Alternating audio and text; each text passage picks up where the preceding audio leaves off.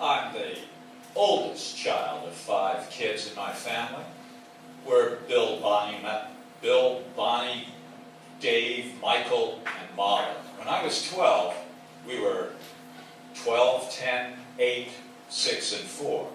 Now, I organized my family, my brothers and sisters, into the native gang. Now, I would teach them some useful skills, like knife throwing. I also taught them how to dodge authority and how to get out of a second-story window with knotted sheets. Well, as they learned these skills and demonstrated competence, I would award them medals. The medals were made of shirt cardboard, and for every medal I awarded them, I got 2. One for competence, one for instruction. We lived in Hampton, Virginia, which is the Tidewater area of Virginia. That meant that our entire housing project was several inches above sea level. And every house had a drainage ditch in the front and also in the back. Now these drainage ditches all had about 8 inches of standing water in them, with litter and DDT and scum.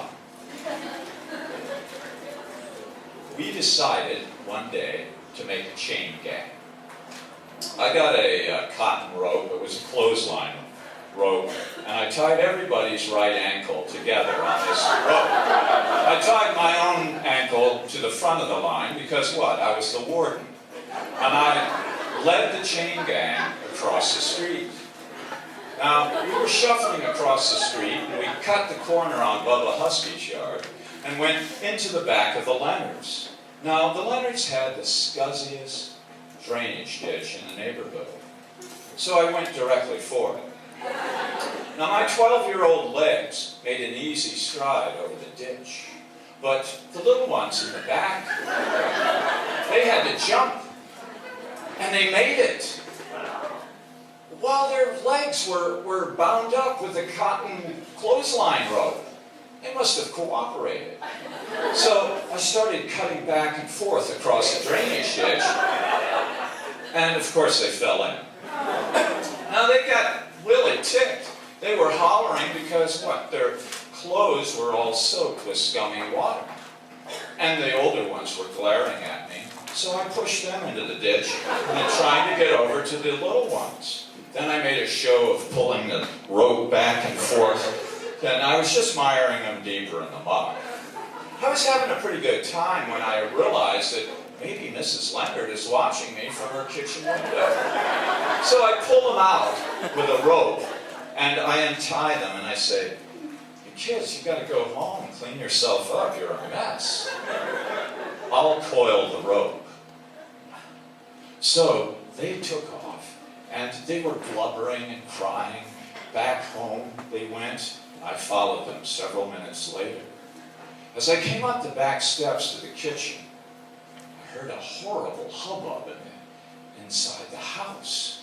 I stored the rope in the storage closet, and then I went into the kitchen. There's my dad, scary as hell. He's spanking all 4 kids simultaneously. "I told you not to make work for your mother. They're all covered with ditch scum." He looked up at me. I was clean as a whistle. He went back to spanking.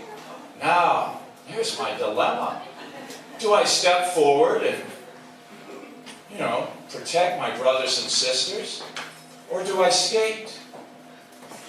Do I say to my dad, "Dad, let him be. It was me. I dragged him through the ditch with a rope. I'll take all 4 spankings, and I'll do the wash too." Or do I skate? I skated. I went to my bedroom like Judas, and I was slinking back there, and I listened to all the spanking and the crying that went on, and I'm thinking, those poor innocent children. I dragged them through the ditch. I bullied them into that. And now they're getting punished for it. that scene came back to me in later years.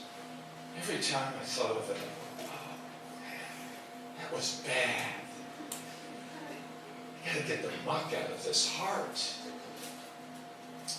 I finally decided, after carrying this for 30 years, that I'd go and apologize to my brothers and sisters. I've approached them one by one, asking their forgiveness. And what I got from all 4 of them, nobody remembered the incident. They forgot. So I gave myself 2 more medals. One for psychological repression, the other